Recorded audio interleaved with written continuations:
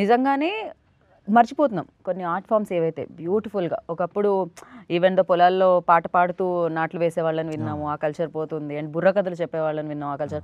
రాజు గురించి చెప్పే కథలు చాలా ఉంటాయి. మనం ప్రతి రాజు గురించి, శ్రీకృష్ణదేవరాయల గురించి చెప్పే నాటకాలు అవి వేసేవాళ్ళని. సో ఇవన్నీ అంతరించిపోయాయి. బిజీగా అయిపోయాం జీవితంలో మనం.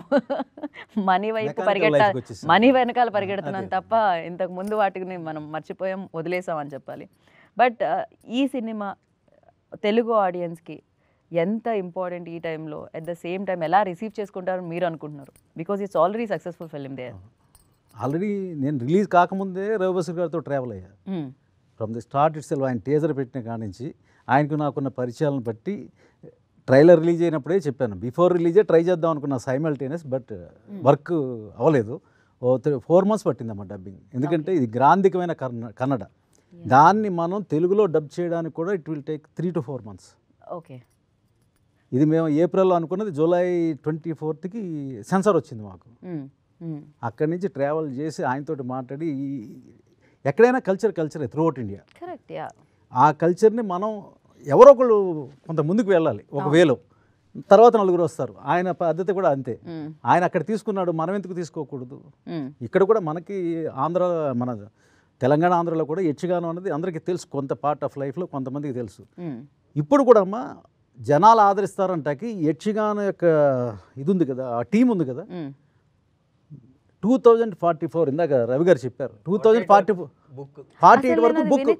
ఇప్పుడు మీరు బుక్ చేసుకోవాలంటే కూడా మనం చూడం, అంటే లైఫ్ ఎంత లెంగ్త్ ఉంటుందో మనకు తెలియదు కాబట్టి మన పిల్లలు ఏమైనా చూస్తారో మనం బుక్ చేస్తే. వాళ్ళ మనవాళ్ళే పిల్లలు కూడా అవకాశం లేదు. అంత బుకింగ్ ఉందమ్మా యక్షగానం మీద. పైగా ఇదేంటంటే వీరచంద్రాస అన్నది మనకి తెలియని సబ్జెక్ట్ కదమ్మా. కన్నడలో రాజ్ కుమార్ గారు చేశారు, తెలుగులో ఎన్టీఆర్ గారు చేశారు, సీనియర్ ఎన్టీఆర్. అప్పుడు కూడా పెద్ద హిట్. అదే సబ్జెక్ట్ని యక్షగానం అన్న ఒక ప్లేలో మనం చూపిస్తున్నాం. అది ఎలా ఉంటుంది? సో మైన్యూట్ డీటెయిల్స్ ఏముందో అదన్నీ యక్షగానంలో ఉంది. సో యక్షగాన అనేది ఒక ప్లే, చంద్రహాసుడు తెలుసు రాజు. సో ఇప్పుడు ఈ రాజు ఈ ప్లేలోకి వస్తే ఎలా ఉంటుంది అనేది కథ. ఓకే. చంద్రహాస కథనే యక్షగాన ప్లేలో చెప్తున్నాం. ఇది కమర్షియల్ పాయింట్ అమ్మ. ఎందుకంటే చెప్తుంటే అప్పట్లో ఎన్టీఆర్ చేసిన, అక్కడ రాజ్ కుమార్ గారు చేశారు. ఇందులో శివన్ ఇందులో ఆయన రాజ్ కుమార్ గారు చేశారు కన్నడలో, ఇక్కడేమో ఎన్టీఆర్ గారు, సీనియర్ ఎన్టీఆర్ చేశారు. అందులో కమర్షియల్ పాయింట్ ఉంది, కమర్షియల్ ఎలిమెంట్స్ ఉన్నాయి. ఈ కమర్షియల్ ఎలిమెంట్స్ని యక్షగానంతో మిక్స్ చేస్తే ఎలా ఉంటుంది? ఇందులో కూడా కొన్ని సర్ప్రైజెస్ ఉన్నాయమ్మా సినిమాలో, మేము ముందు చెప్పకూడదు. ఎవరు వస్తారు, ఎవరు చూపిస్తారు, అందులో డౌట్ లేదు. శివన్న ఉన్నారు అని ఆల్రెడీ ఇన్ఫర్మేషన్ వచ్చేసింది. ఎవరు వస్తారు, జనాలు ఎక్స్పెక్ట్ చేసిన వాళ్ళు ఒక ఆయన వస్తాడు బయట.